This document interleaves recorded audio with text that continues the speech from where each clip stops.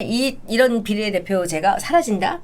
충분히 예측할 수 있죠. 그걸 대비를 저는 합니다. 네. 그래서 어떤 식으로 대비를 하냐 하면은 이 열린민주당이 이제 지역구를 내지 않을 것 같으세요? 보궐선거에 쏟아져 나오는 보궐선거에 우리가 함께 했던 사람들 중에 들어오지 못한 분들이 다 나갈 수도 있는 거고, 그리고 지역별로 이 방식으로 국민들이 추천해준 방식으로 다 오픈해서 이분들을 함께 간다라는 생각도 하고 있어요. 저는. 저희가 오죽 카드 수수료 인하가 정말 저희한테 큰 도움이 됐으면 저희가 광화문에서 대통령님 감사합니다라고 맞아. 이른바 그 맞아요. 기자회견을 열고 한국당 김진태 의원입니다.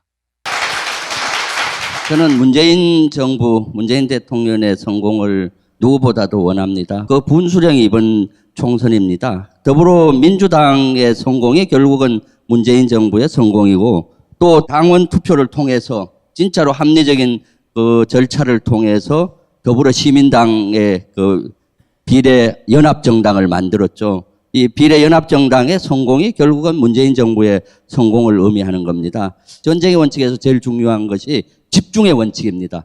전략투표니 뭐 이렇게 하는데, 전략투표하면은 만약 분산이 된다면은 성공을 가늠하기가 어렵습니다. 이거는 2500년 동안 이어진 손자병법으로 나오는 것이고 실제 전쟁사에서도 나오는 겁니다. 여러분, 집중.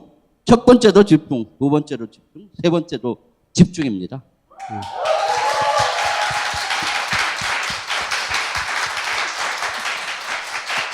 여러 가지 전술 중에는 용어 혼란 전술이 있습니다. 전쟁에 여러 가지 수단이 있거든요. 작금에 일어나는 이런 현상들은 그와 유사하지 않나 하는 생각을 합니다. 선거가 20일도 안 남았는데 이렇게 해도 돼? 아니야, 저렇게 해도 돼. 상관 있어? 아니야, 상관없어. 이 이야기에 에너지를 쓰고 있다는 건 어처구니 없는 일이에요. 하나의 목표를 향해서 모두가 달려가도 원하는 대로 안 되는 게 선거입니다. 우리 마음 같으면 문재인 대통령 지지율이 90% 나와야 돼요. 문재인 대통령이 대통령 당선했을 때 40%대였어요. 마음처럼 되는 게 아니에요. 존재하지 않아요, 그런 의석수가. 20개밖에 없어. 20개에서 21개가 되냐, 22개냐, 23개가 되면 이번이 당선되는 것이고. 이게 메시지가 갈려서 19개가 되고 18개가 17개 되면은 빵성이 되는 거예요. 원래 다 여기 모여 있어야 할 민주당 지지자들이 옮겨가는 거예요. 어떻게 좋은 말을 하더라도 그거를 현란한 말과 현란한 가설로 계속 설명하지만 그렇지 않아요. 원래는 20개를 다 가져와야 되는데 또 얘기하네, 내가 또 답답하게. 그래서 20개를 여기가 대세구나. 21개, 22개, 23개. 그게 선거예요. 그게 마지막 지금 해야 할 일이라고. 아직도 이게 나눠도 된다, 안 된다. 이런 거는 최악의 선거 전략이에요. 근데 이제 사실이 됐잖아. 존재하는 게 됐잖아. 그러니까 이 얘기를 할 수밖에 없게 된 거예요. 그런 일이 일어나지 않기를 전 너무나 바랬는데. 이제 의석을 플러스 해주는 거다라고 이렇게 말씀들을 많이 하세요. 근데 그건 사실이 아니고 뺏어가는 거죠. 총수님께서 직접 말씀을 못 하시니까 더불어 시민당의 몰빵 꼭 부탁드립니다. 말씀 못 하시잖아요. 심정은 이해하거든요. 심정은 이해가요. 이런 사안에 대해서 논평하는 대부분의 분들보다 친하기로 따지면 내가 훨씬 더 친해요. 다시 한번 얘기하지만 문재인 대통령이 등장하면서 더 탄탄해진, 무슨 일이 생겨도 40%가 깨지지 않는 그 지지층이 존재해요. 그거는 정말 많은 사람들이 노력해서 만들어 놓은 층이에요. 문재인 3년 동안 엄청난 노력을 통해 이 코로나 보세요. 생고생을 하면서 쌓아놓은 지지층이라고. 그 중에 가장 핵심 지지층, 그 핵심 지지층을 움직이는 거예요. 왜? 문 대통령을 지키기 위해서라는 말에 마음에 움직이는 사람들이 움직이는 거거든요. 언제나 문 대통령을 지지할 그 사람을 옮기는 거예요. 왜 그래야 되냐고. 그렇게 하는 건 옳지 않아요. 본인들이 아무리 이 시점에 절박함이 개인적으로 있다 하더라도 내 친구들이라 이렇게밖에 말을 못하겠어. 그분들한테는 다음 선거의 기회도 있지만 문재인 정부는 2년밖에 안 남았다고. 이 끝이야, 영원히. 그게 제 기준인 겁니다. 네. 또 얘기했네. 애가 많이 타시나 봐요. 네. 제가 47개가 있어요. 47. 이걸 기억하세요. 47개가 전부예요. 진보 진영의 총합 대략 50%. 그러니까 47을 반으로 뚝 잘라. 23.5. 그죠? 최근에 진보 진영이 좀 더 나오죠. 그러니까 2석 정도 더해서 25석 전후 47개 중에 25개 전후를 놓고 생각해야 되는 거예요. 여기서 출발해야 됩니다. 25개 플러스 마이너스. 여기서 첫 번째 상수가 있죠. 정의당 5석 플러스 마이너스. 현재 지지율 보면. 그러면 25개 안팎에서 5개 안팎을 빼면 몇 개가 있어요? 20개가 있는 겁니다. 퍼센테이지는 다 잊어버리고. 이 20개 안팎을 놓고 선거를 하는 겁니다. 마음이 막 뜨겁다고 20개가 40개가 되는 게 아니에요. 딱 20개 남짓. 얼마나 한정된 자원입니까? 20개라고요. 만약에 더불어 시민당만 있다면 이 20개 남짓을 다 가져오는 거예요. 단 하나의 구호, 단 하나의 번호로. 지지자 모두가 더불어 시민당만 외치는 거죠. 그러면 외곽에 약한 지지층이 있습니다. 어떨 때는 문 대통령을 지지했다가 어떤 때는 지지하지 않았다가 문 대통령의 지지율이 40%가 바닥인 게 확인이 됐죠. 때로는 45%, 때로는 55% 왔다 갔다 하죠. 이 외곽의 약한 지지층은 통상 밴드웨건 효과라고 불리는 모두가 하나가 되어서 갈 때 끌려 들어오는 지지층이에요. 아, 저기가 대세구나. 현재 더불어민주당의 지지율은 대통령 지지율과 함께 쭉쭉 치고 올라가고 있어요. 더불어 시민당의 지지율은 민당의 지지율을 다 가져오지 못하고 쪼개지고 있어요. 딱 20개를 놓고 플러스 마이너스 그걸 다 가져오느냐? 아니냐의 문제인 겁니다. 복잡하게 생각할 거 없어요. 그 외에 우리가 모르는 열석이 어딘가에 있지 않다고. 둘로 이렇게 쪼개져도 나중에 숫자를 합쳐보면 똑같다는 논리가 있습니다. 그런데 지금처럼 메시지가 분산이 되고 목표가 분산이 되면 마음이 흩어지는 것이고 그러면 이 밴드웨건 효과가 나오지 않는 겁니다. 줄어드는 거죠. 코어 핵심 지지층도 하나로 뭉치지 못하는데 어떻게 거대한 밴드웨건 효과를 만들어요? 그래서 이 밴드웨건으로 아 저기가 대세구나 하고 도달할 수 있는 최대치에 최종적으로는 도달하지 못할 가능성이 점점점 커지는 거예요. 이런 밴드웨건으로 결국 선거에서 대세론을 만들어서 20개를 21개로 만들고 22개로 만들고 23개로 만들고 24개로 만드는 게 선거입니다. 그렇게 계속 끌고 가야 하는 거예요. 그걸 못한다는 게 치명적인 거예요. 단순히 현재 지지율의 합 더해서 똑같다고 얘기하는데 그렇지 않아요. 선거는 산수가 아니에요. 마음의 동적인 역학이지. 마지막 순간까지 투표를 독려해서 대세론으로 막 몰아가도 투표장에 결국 나오지 않는 사람들이 수백만입니다. 지지율 수치가 투표가 아니에요. 안 나오는 사람들이 수백만이라고. 전화를 받고 그렇지 여기가 좀 나은 것 같아.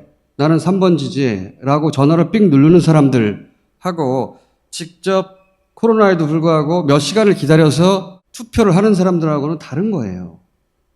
그걸 못 만드는 겁니다. 다 숫자만 놓고 숫자 이야기만 하는데 그렇지 않아요, 선거는. 결국 투표장에 나오게 만드는 쪽이 이기는 거예요.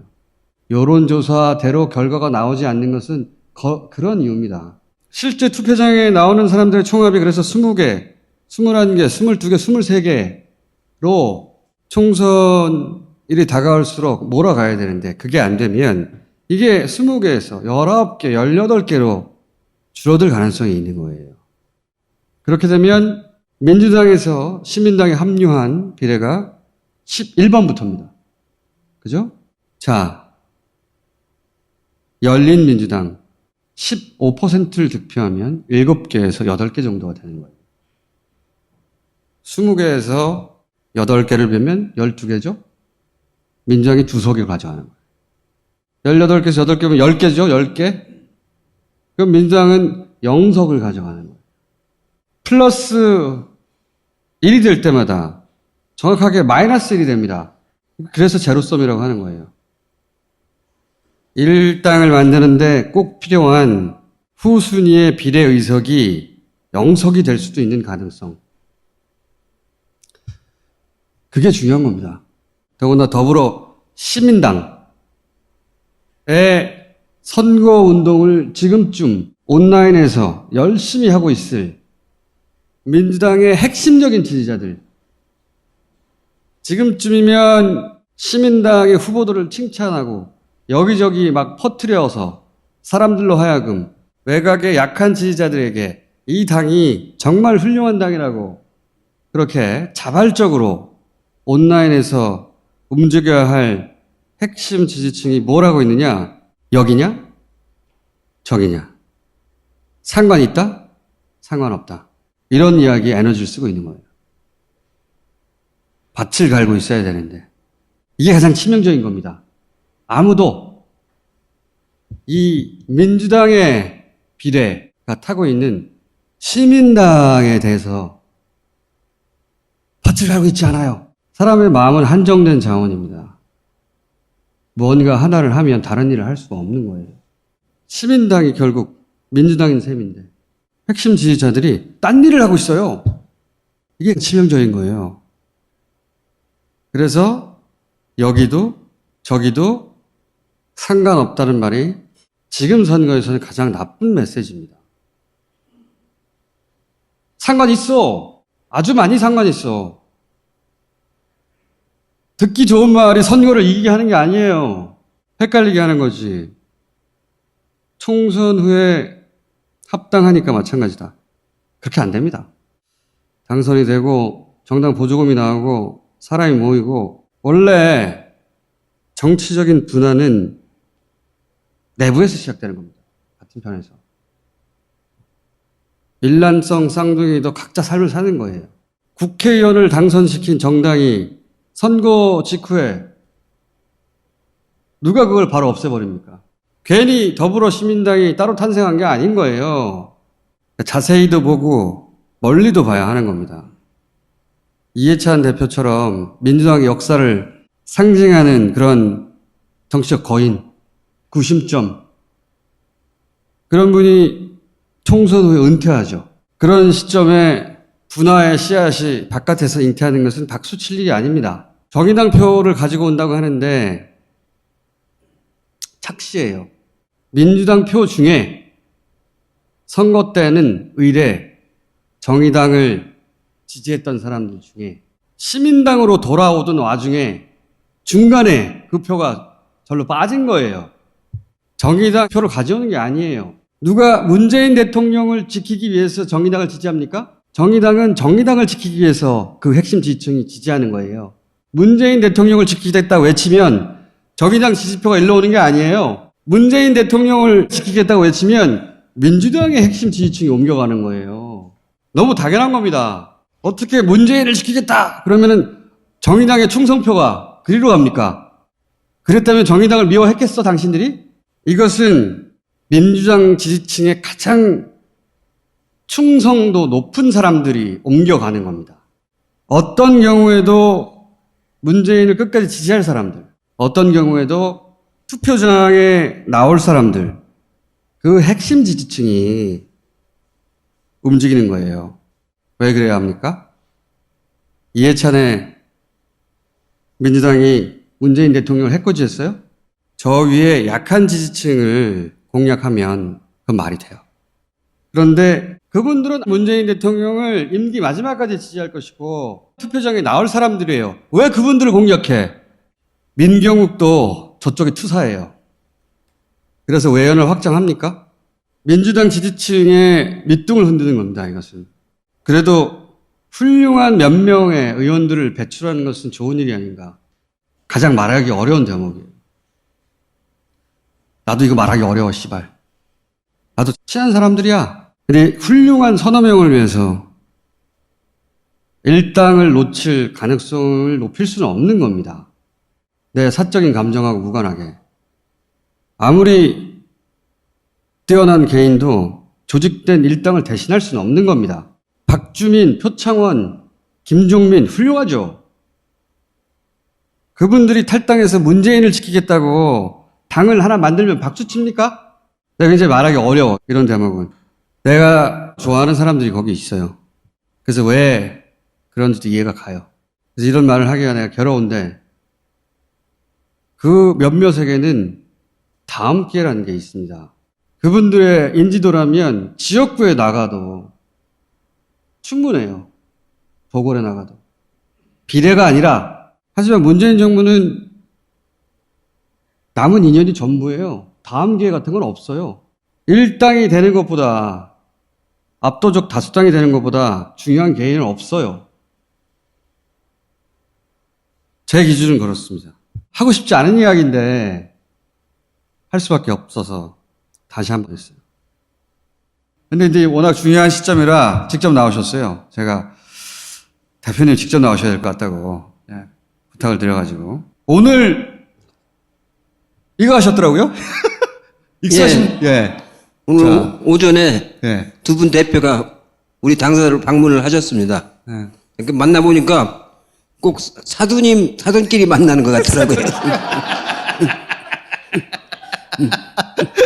우리 쪽 비례로 나오려고 했던 사람들이 그 집으로 장가도 가고 시집도 가고 그랬잖아요. 생각하고 싶대요. 그러니까 사돈끼리 만나가지고 첫 인사하는 같은 그런 느낌을 받았습니다. 예. 처음 같이 자리를 하신 거죠? 예. 상징적인 장면인데, 제가 이제 대표님한테 직접 여쭤보고 싶은 것들이 있어가지고, 예. 오랫동안 정치하셨으니까, 누구보다 잘 아실 것 같으니까, 더불어 시민당이라고 하는 민주당이 참여한 정당 하나만 있는 게 아니라, 민주당의 핵심 지지층이 표가 나뉘게 됐잖아요. 열린민주당으로 탄생을 했어요. 거기 대표님도 다 아는 사람들이 있지 않습니까, 사실? 예, 대부분이 아는 사람들이죠. 예. 저도 그렇습니다. 총선 후에 합당하면 된다, 이런 얘기 하지 않습니까? 아니, 그 당은 처음 출발할 때부터 저희하고 함께 하자고 제가 제안을 했는데 자기들은 독자적으로 하겠다고 했기 때문에 총선 후에도 통합하거나 그럴 것 같지는 않습니다. 중간에 제안을 하셨어요? 예. 같이 하자고? 같이 하자고 했는데 이런 지하에 거절을 했습니다. 당선자가 나오고 정당 보조금이 나오고 그러면 사람들이 모여들고 내년 보궐선거도 하겠다고 얘기를 하는 걸로 봐서는 당을 없애거나 그럴 생각은 아닌 것 같습니다. 이번이 마지막이거든요. 그럴 수도 있고. 네, 선거법을 볼 거기 때문에 이제 앞으로는 비례를 내지 않는 당은 지역구도 못 내도록 한다든가 이렇게 해서 이렇게 노골적인 그냥 밖에서 이렇게 열린민주당처럼 밖에 사람들이 만들어서 우리 어디하고 친한 당이 우리 표줘 이거는 괜찮아요. 근데 의원 보내고 뭐 당사 빌려주고 뭐 공천 명단 전달하고 이런 식으로 만드는 비례 전문당은 있으면 안 되거든요. 그래서 이제 그들이 살아남지 못한다는 것은 열린민주당 때문에 그렇게 될 거예요.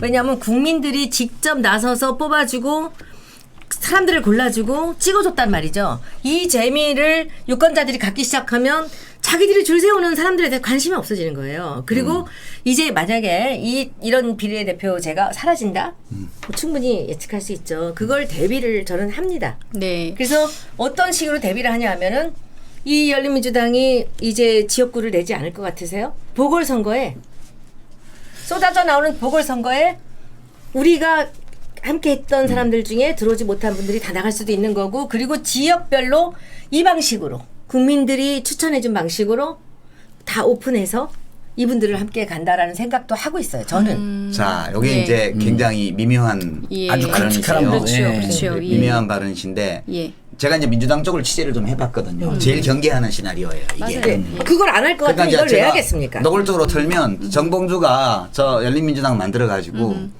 이제 선거를 할 때는 민주당하고 뭐 선발 맞춰갖고 왼손 오른손처럼 할 것처럼 하고 표를 받고 끝나고 나면 자기가 당을 안 합치고 끌고 가서 보궐선거 때 후보를 내든가 자기가 나가든가 할 거다.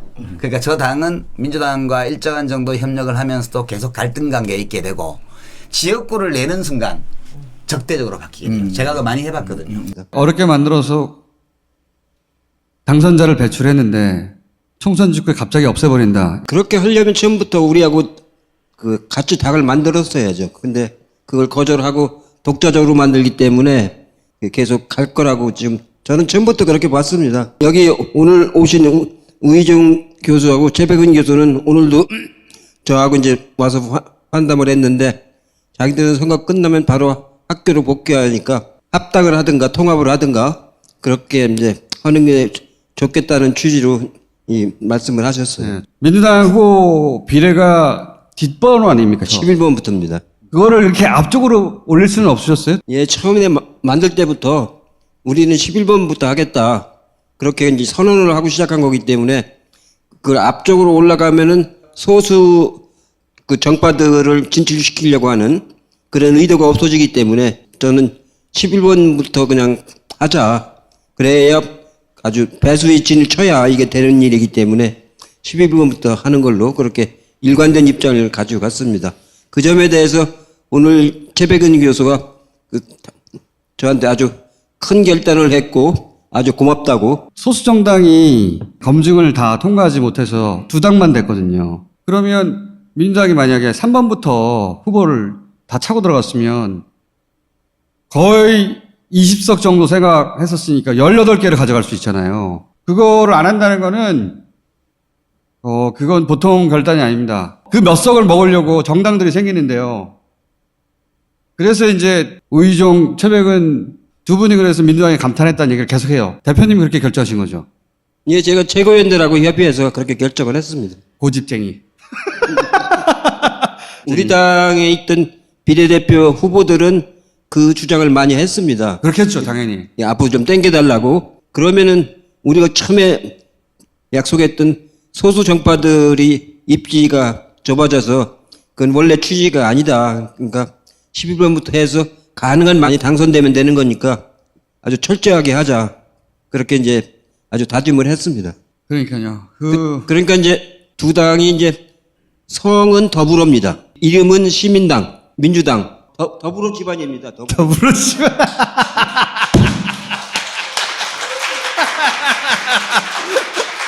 더불어 집안. 더불어 집안에서 비례는 시민당, 지역구는 민주당 이렇게 해서 완전히 똘똘 뭉쳐서 그렇게 밀고 나가려고 지금 준비를 다 끝냈습니다. 이제 후순위의 비례들이 잘려 나가니까 민주당으로 원대 복귀할 의원들 숫자가 점점 줄어들 거 아니에요. 선거는 막판 가면 어떻게 될지 모르니까 지금 당장 지지율이 높다고 해가지고 안심하면 절대 안 되지 않습니까? 그죠? 그렇습니다. 그러다가 일당이 만약에 안 되면 무슨 일이 벌어집니까? 국회의장도 일당이 가져가고 또 공수처법이라든가 검경 수사권 독립도 그렇고 네. 그동안에 우리가 닦아온 개혁 정책이 거의 다 무산될 가능성이 매우 높죠. 대통령한테도 굉장히 부담이 되고 아주 곤란한 지경에 빠지게 됩니다. 절대로 그래서 제1당을 뺏겨서는 절대로 안 됩니다. 의장을 뺏겨서도 안 되고 물론이죠. 의장도 뺏겨서는 안 되고. 제1당을 뺏겨서도 안 되고 네, 지난번에 국회에도 통과하는 절차를 봤잖아요. 의장 한 사람이 어떻게 입장을 갖느냐에 따라서 상황은 전혀 다른 결과가 나오거든요. 이 얘기도 한번 여쭤볼게요. 대표님이 총선 후에는 일선에서 은퇴하시는 거 아닙니까? 예, 끝나고 나면 이제 그 공적인 자리는 이제 끝나는 겁니다. 근데 이제 대표님처럼 아무도 그 권위에 시비를 걸 수 없는 분이 이제 딱 물러나고 나면 새로운 질서를 만들려고 모두들 경쟁하겠죠, 그죠? 그런 게 이제 정치권의 생리인데. 저희 당은 이제 당 운영 체계가 많이 시스템화 되어 있어가지고 그런 당원 당규에 따라서 운영하면 되는 거기 때문에 이번에도 한 군데도 누가 개인이 그 사적인 감정으로 공천한 데가 단 한 군데도 없습니다. 그랬다면 대표님 친한 분들이 다 됐겠죠? 어제도 저하고 아주 친한 김현 의원이 공천을 못 받았는데 정말로 가슴 아픕니다. 저하고 입당 동기고 32년을 같이 했는데 그만큼 철저하게 시스템 공천을 했기 때문에 그 전통을 잘 살려나가면은 충분히 가능합니다. 우리 당원들이 전당원 투표를 언제든지 할 수 있는 그런 체계가 지금 다 정비됐기 때문에 당은 앞으로 민주적으로 잘 운영될 수가 있습니다. 그 대표님, 공천을 탈락하고 탈당해서 무소속으로 출마한 경우도 있고, 그리고 이번 경우처럼 이렇게 그 당에 저도 친한 분이 많긴 하지만 그렇게 뭉쳐 있는 경우도 있잖아요. 둘 다 복당이 안 됩니까? 예, 다 복당이 안 됩니다. 그건 벌써 한 달 전에 당의 방침으로 정했는데 그런 정치 문화를 다신 안 만들기 위해서 영구 제명한다고 결의를 했습니다. 말씀을 드렸습니다. 잠깐 나오시죠. 두 분 저기 와 계세요. 기왕에 얘기 된 김에.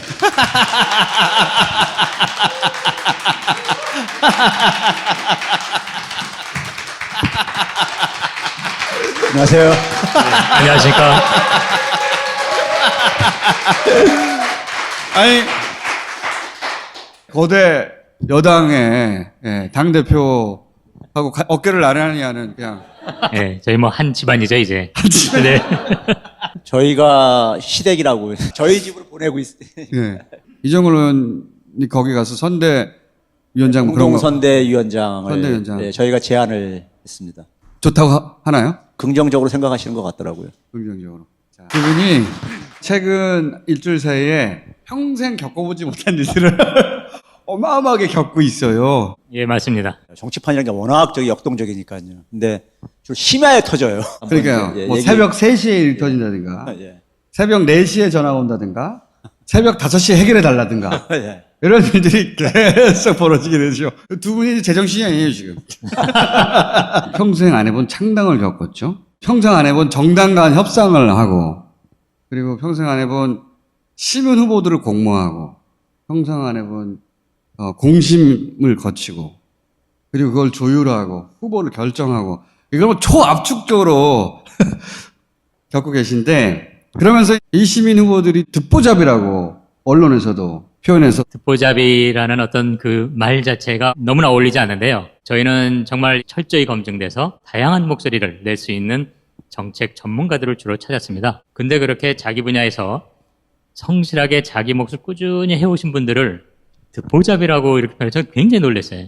정말 예의가 없는 것이고 그것은 무례한 일이라고 저는 생각하고 있습니다. 저도 이제 프로필을 나중에 봤는데 해당 분야의 전문가들이고 개인이 추천하는 길을 차단하고 반드시 단체를 통해서 추천을 받았기 때문에 더군다나 복수의 단체들. 그 전문 영역에서는 제대로 인정받은 분들이에요.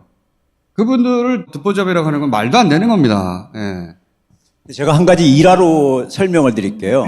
경상도 저쪽 상주 쪽에 사시는 그 장봉환 선생님이라고 계시는데 평생 교사 생활을 하시고 이제 은퇴하시고 이렇게 사시는 분이 있는데 그분도 저한테 그러더라고요. 우리 비례 후보 중에 이제 몇 분에 대해서 기사가 난 것을 이렇게 링크를 걸어줬더니만은 여기 후보들이 굉장히 좋은 후보일 뿐만 아니라 더 나아가서는 우리가 비례 후보라는 게 어떤 전문성, 각 영역을 대표하는 그런 것까지 갖췄는데 그분들은 각 단체들에서도 내부 검사를 통과하신 분들이에요.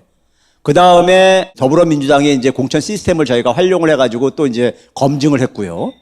그 다음에 우리 공천심사위원들이요. 굉장히 깐깐한 분들이셔가지고, 일요일날 밤새 가면서 해가지고 그 다음날 아침 7시, 8시까지 했는데 그러니까 3단계 이걸 거친 거예요.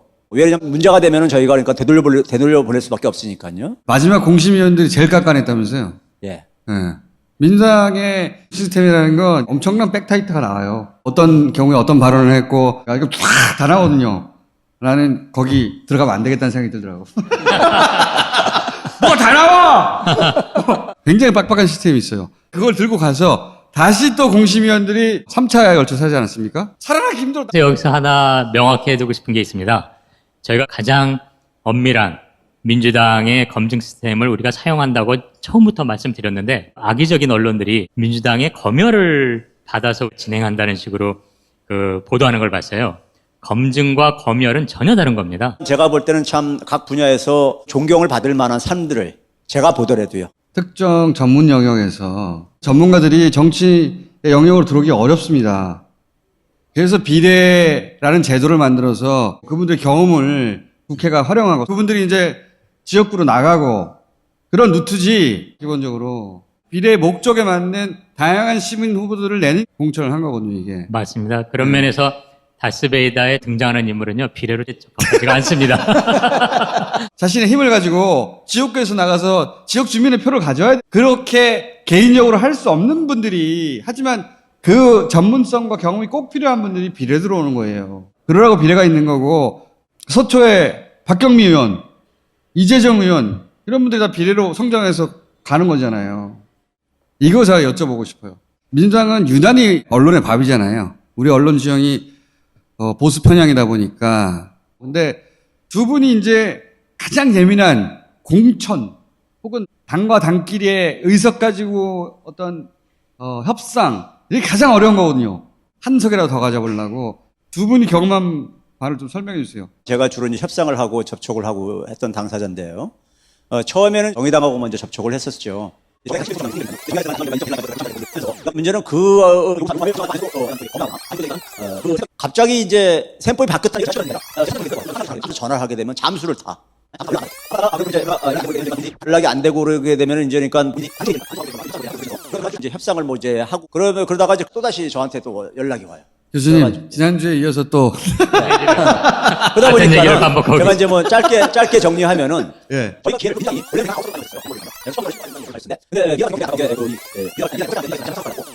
굉장히 좀 아쉬움이 너무 많아요. 교수님 지금까지 얘기한 거 편집된 다음에는 어떻게 되는지 아십니까? 예. 아쉬움이 참 많아요. 한두 살 알아봐요. 민주당이요. 제가 이번에 사실 굉장히 속으로 감동을 받았던 것은 처음 민주당하고 이제 협상을 할 때 민주당이 후순위로 자기들은 가겠다. 그래서 일부 민주당 지지층들은요. 왜 민주당 후보들 다 뒤에다 배치하냐고 막 이렇게 항의도 많이 오고 그랬었어요. 근데 민주당이 이건 그렇게 제안한 거다. 내가 요구한 게 아니라. 근데 거기서 이제 또 한 번 이제 민주당이 또 결단을 내려준 거는 뭐냐면은 녹색당하고 하면서 한석을 또 양보한 거예요. 근데 한석이라는 게 굉장한 거더라고요. 보니까요. 정치판 들어가 보니까요. 엄청난 거죠, 한석은. 예, 엄청난 거더라고요. 지난 총선에서 민주당하고 당시 새누리당은 한석 차이로 갈린 거예요. 일당이 한석이 얼마나 중요한데. 민주당에서는 오히려 뭐냐면은 더 가능한 한 좀 배려를 해줬으면 안 되겠는가 한번 했는데 저도 그 얘기를 듣고 놀랐어요. 예. 공심위에서 두 당이 탈락한 거예요. 근데 민주당에서 연락이 온 거예요. 웬만하면 소수정당도 통과시켜주면 안 되겠냐고. 제가 이제 합의서 쓸 때요. 3명까지 추천할 수 있는 길을 준다. 일정이 그뿐이 안 돼요. 처리할 수 있는 일정이요. 그분들은 결국 이용만 당했다 그런 뉴스가 나오고 그랬는데 제가 그래서 설명을 했어요. 나중에 만약에 한 명도 안 됐을 경우에 뛰쳐나간다 할 거면 지금 나가십시오. 지금 안 해도 됩니다. 제가 그런 얘기까지 하고 다 그걸 녹취까지 했어요. 본인들 동의하에 지금부터 얘기하는 거 다 녹음을 하겠습니다. 왜냐면 정치판은요. 하도 말들이 바뀌고 그러니까는 합의서 공개까지 할 수 있다. 이렇게 해가지고 다 합의한 거예요. 녹음이 돼 있다니까요, 그게. 맺힌 게 많으셔가지고 나오기만 하면 그 얘기를 해요. 우 대표님은? 예. 저는 주로 시민 후보들을 이제 담당하면서 갔는데 일단 너무나 좋은 분들이 많이 응모해 주셨습니다. 그러나 방금 언급한 것처럼 정말 치열한 이런 검증 시스템을 통하면서 또 저희 더불어시민당은 결국은 촛불 시민들의 의지로 문재인 정부의 성공이기 때문에 거기에 걸맞는 분이 뭘까? 이게 가장 고민이었거든요. 이번에 응모해 주신 많은 분들 중에 이 비례 후보로 되지 않은 분들에게 이 자리를 빌어서 정말 감사의 말씀과 더불어서 다음에는 다음에 어디세요? 더불어시민당 없어지는데. 여기 다음은 없습니다. 저희가 괜히 이상한 미끼를 던졌는데 그게 아니라 다음은 없습니다만 아쉽게도 후보에 들지 못한 것들은 잘 이해해 주시고요. 이면에 있었던 얘기를 잠깐 말씀드리면은 저희가 전문단체들을 통해서 이제 좋은 분을 이제 추천받고자 그러니까 처음에는 회장이나 이런 분들을 초대하러 왔나 이렇게 약간 그런 생각하고 계시는 것 같더라고요. 그래서 제가 꿈을 깨시라 이런 얘기를 분명히 말씀드린 다음에 중소상공인 정책 전문가를 꼭 추천해 주십시오. 그래서 민주당의 용단이나 결단이 없었으면 어려운 건데 그게 가능하게 됐다는 점입니다. 그래서 저는 정말 당당하고 또 민주당이 그렇게 양보하고 함께하다 보니까 굉장히 뿌듯한 거예요. 아, 이렇게 이 우리나라 사회를 개혁하고 발전시키기 위해서 이 여당이 이렇게 힘을 쓰고 있고 양보를 하고 있고 우리가 그들과 함께해서 정말 이런 좋은 분을 찾는구나. 정말 그 점에서 다시 한번 저는 이 민주당에 대해서 감사의 마음을 가지고 있습니다. 근데 저는 이거 하지 못할 짓이더라고요. 제가 이번에 해보니까. 왜 그러냐면요. 우리 사회가 의외로 굉장히 좁습니다. 아는 사람이 되게 많아요. 근데 이름 적자 얘기하면 굉장히 갈만한 분한테도 저한테 이제 부탁하는데 제가 이제 그러니까 당대표 그러다 보니까 혹시 무슨 좀 영향력을 행사할 수 있지 않겠나 해가지고 우리 사회 한 달이 건너면 다 연결되거든요. 그래서 오는데 저한테 그래봤자 아무 소용없습니다 그랬는데 근데 이제 평상시에 그분들은 이런 공적인 것을 엄격하게 해야 된다고 하는데 자기 문제에 봉착하게 되면은 사람이 안 그러잖아요. 어떻게든 간에 덕을 보려고 이렇게 할 마음이 작동하는 게 맞아요. 인간의 저거잖아요. 근데 결과적으로 하나도 못 들어줘야 됐어요. 그래서 제가 엄청나게 그러니까 그분들하고 인간관계가 인간관계가 굉장히 지금 많이 지금 그래서 제가 선거 끝나고 나서 내가 찾아뵙고 내가 미안하고 고맙다는 얘기를 좀 하고 일단은 어쨌든 제가 이해해달라고. 예? 인간관계 다 망가졌습니다. 현재 지금. 이거 두 번 다시 할 일이 할 짓이 못 되더라고요, 이거요. 아우. 평상시에 잘 좋게 지내던 사람하고 갑자기 그러니까 이게 소원해지게 돼버리고. 맞아요. 안 그러겠습니까? 여러분들도 만약에 그러게 되면요. 그러니까요. 이게 계속 말씀드리지만 엄청나게 한정된 자원이란 말이에요. 의석 하나하나가. 그러니까 의석 하나하나 앞에 사람들은 싸우게 돼 있어요. 다 같은 편이니까 다 같이 가면 참 좋겠네. 그렇지 않아요. 현실 정치에서는 그렇지 않다는 게 제 반복해서 하는 얘기예요. 두 분이 이제 그 한가운데서 처음으로 그 일을 겪고 다시는 못할 짓이다라고. 진짜 두 번 다시 못할 짓. 인간관계 다 망가졌다 이제. 인간관계 다 망가졌다. 저는 1억 줄 테니 가라도 안 할 거예요. 진짜 지난 수십 년간 살면서 그 관계 맺었던 사람들하고 이게 그러니까 저거 되니까 그거 굉장히 고통스럽더라고요. 그렇죠. 아니 그래도 고통스러워요. 인간들의 본 모습을 보니까 또 재밌어요. 아, 이렇구나. 이 동네는 상상하는 것과 기사로 있는 것과 전혀 다른 세계고 민주당이 수십 년간 쌓아놓은 지지층이라는 게 있는 겁니다. 그리고 최근 3년간 문재인 대통령이 탄탄하게 만든 지지층이라는 게 있는 거예요. 그 밑둥을 그렇게 뽑아가면 안 되는 겁니다. 자기 게 아니에요. 정치 도의에 어긋나는 겁니다. 근데 다 친한 사람이야. 이 이상 말을 할 수가 없어. 괴로워요. 충분히 이해하고 남습니다. 너무 괴로워요. 그러니까 저희가 만약에 그렇게 사적인 게 들어가면요, 이게 실패하거든요. 이 프로젝트가요. 실패하게 되면 국민들이 받을 상처가 얼마나 가겠습니까? 불신은 불신대로 던져가고 다 못 믿을 놈들이다. 정치에 대해서요, 국민들이요. 그렇죠. 저도 이거 하면서 진짜 그런 게 개입되면 저와 같이 했던 9,000명의 검찰개혁 그 교수들한테 저 몰매 맞는다고 얘기했어요. 우 교수님은 즐기시는 것 같아요. 네. 그래서 저 얼굴 봐보세요. 우 교수님은 멀쩡하죠. 어저께 제가 강남에 무슨 촬영이 있어서 좀 갔는데 부부가 이렇게 저를 알아보고서는 그 부인이 제 팬이래요. 그런데 얼굴이 너무 상했어요 하면서 그러면서 요즘 듣는 소리가 얼굴이 너무 상했다는 얘기를 내가 지금 너무 많이 듣고 있습니다. 근데 우 교수님은 전혀 안 그렇죠. 처음에 나올 때나 지금이랑. 저도 많이 말랐다고 주변에서 그러더라고요. 두 분이 하는 일이 거절이거든요. 거절. 못합니다. 그렇죠. 아니 전화 안 받아요. 아예. 문자 다 씹어요 지금. 그 사람 안 됩니다. 안 돼요. 못해요. 소개 못해요. 다 가장 친한 사람을 통해서 사적으로는 다 해주고 싶지. 자, 그럼 고생들 하세요. 네. 이제 두 분 비서 있으세요? 큰 당의 대표인데 잠시 후면 사라지겠지만. 공동 비서 한 명 있습니다. 비서도 있고. 네. 두 분 방 있습니까? 방? 예, 있습니다. 공동방 하나 있습니다. 얼른 가세요, 이제. 아니, 한마디 하고 가야지. 비로소 공식적으로 이제 출발합니다. 오늘 이해찬 대표님께서 아주 뜨거운 이제 격려 말씀도 주셨고, 이제 함께 갑니다. 이제 흔들릴 것 없이 곧장 확실하게 명확하게 문재인 정부의 성공을 위해서 저희를 확실하게 지지해 주십시오. 고맙습니다. 저도 한마디만 할게요. 도올 김영호 선생님이 올해 4.15 총선은 그러니까 우리가 반민특위를 다시 부활시킬 수 있는 계담을 했었잖아요. 이번 총선은 한일전입니다. 일본이 도발을 하게 되면 우리 국민들은 대부분이 단결을 하죠. 지금은 국내 정치로 위장된 그러니까 한일전인 거예요.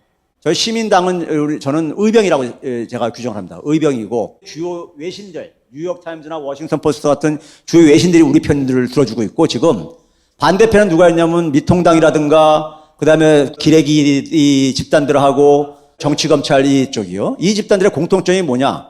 식민지 지배 분단에 기생을 해가지고 자신들의 특권을 그러니까 계속 유지시키는 이런 집단들이에요.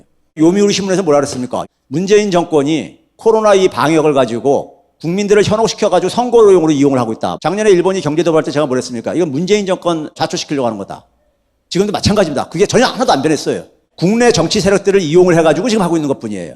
이거 한일전이에요. 여기에 그러니까 우리가 내부의 분열이 일어나게 되면 어떻게 됩니까? 내부가 분열될 때 우리는 결국은 뭐냐면 나라도 뺏기고 전쟁에 피해를 입고 그랬었어요. 문재인 정부 상반기 동안에 민주당이 일당이었었고요. 국회의장도 민주당이었었어요.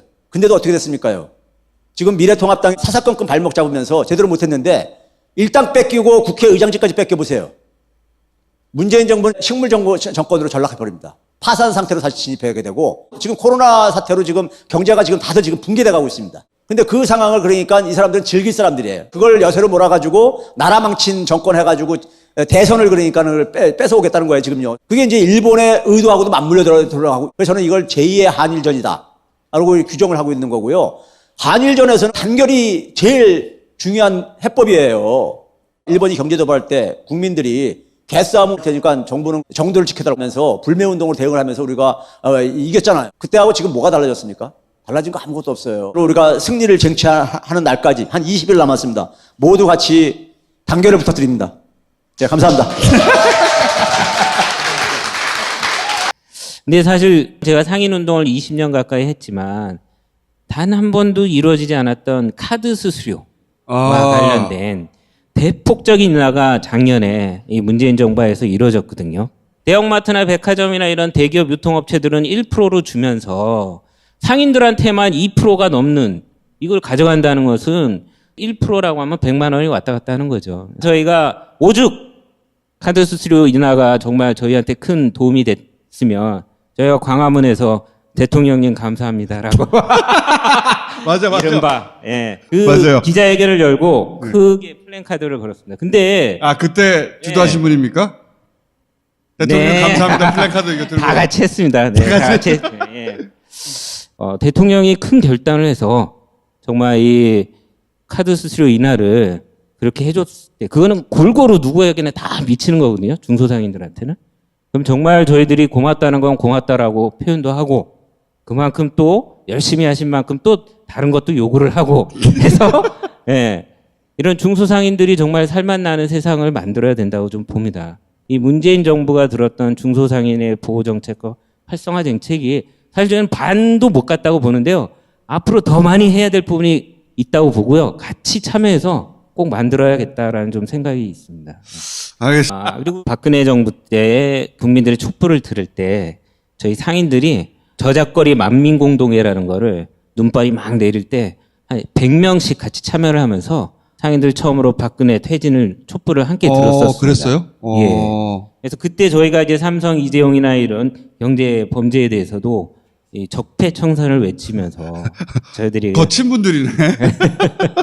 그래서 사실 이 문재인 촛불 정부를 만드는데 저희들이 같이 했다는 뿌듯함이 있었습니다. 예전에 저희들이 홀대받던 중소기업 청실에서 중소기업부로도 만들어지고 자영업 비서관이라고 하는 이런 또 청와대 직제도 새로 생기면서 정말 저희들이 뭐랄까 이제 신분 상승을 했다는 이력도 들어서 저작거리에서 장사를 팔던 사람들이 정말 정치에 어떤 경제의 몫을 낼 수 있는 이런 시대가 열렸다라는 게 정말 이 문재인 정부 출범하면서 저희들이 가슴 뿌듯한. 근데 이제 저희가 사실은 작년 말에 큰 위기감이 있었어요. 어떤 위기감이요? 대기업의 복합 쇼핑몰 같은 대형마트보다 한 20배 크기의 복합 쇼핑몰이 골목에 이렇게 들어오면 정부 국가기관에서도 연구를 했지만 반경 10 내지 15km의 골목 상권의 모든 음식점이며 뭐 슈퍼마켓이며 뭐 서비스, 임용실 이런 데가 다 초토화된다는 얘기가 많이 나왔는데 지난 대선 때 문재인 대통령도 유통법을 통해서 복합 쇼핑몰을 규제하겠다라는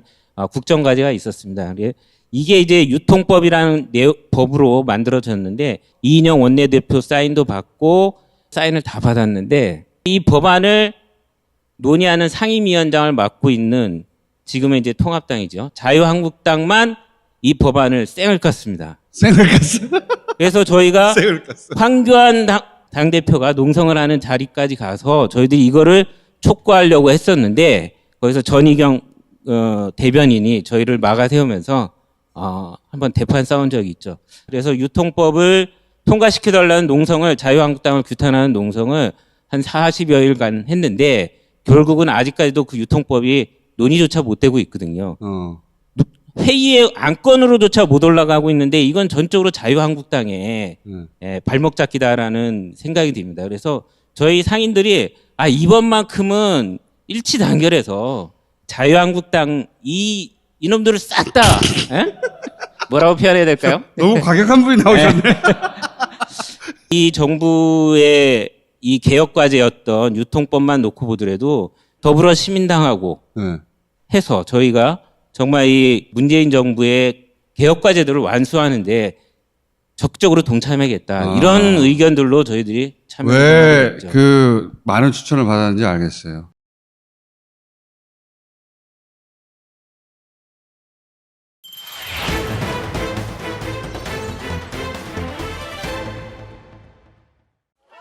원금 손실률 최대 95%. 퇴직금부터 자녀 학자금까지 기껏 모은 돈을 모두 잃게 된 사람들. 안전하다고 맡기는데 다 날아간 거잖아요. 이런 위험한 금융상품을 팔면서 내부 판매 실적 경쟁에만 열을 올린 은행. 그런 이야기를 들었으면 저 미친 사람 아니고 누가 거기에 가입할 겁니까? 해외 금리가 떨어지면 원금조차 모두 잃을 수 있다는 걸 전혀 몰랐다는 피해자들. 이런 유사한 피해가 반복되는데도 왜 법은 바뀌지 않는 걸까요? 2008년 금융위기 당시 중소기업 줄도산을 불렀던 키코 사태.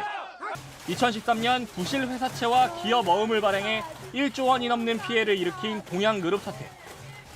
금융소비자보호법이 발의된 배경입니다. 금소법이라 불리는 이 법안의 핵심은 입증 책임을 누구한테 물을 것인가와 손해보상을 해주는가에 있습니다. 지금은 금융상품 판매에 문제가 있었다는 사실을 소비자가 직접 증거를 모아서 증명해야 합니다. 하지만 이 법안이 통과되면 문제가 없었다는 사실을 금융회사가 증명해야 합니다. 이를 입증하지 못하면 소비자에게 손해배상도 해야 합니다. 이 법안은 그러나 지난 19대 국회에서 법안 심사 소위에 14번이나 안건으로 상정되고도 끝내 통과되지 못했습니다.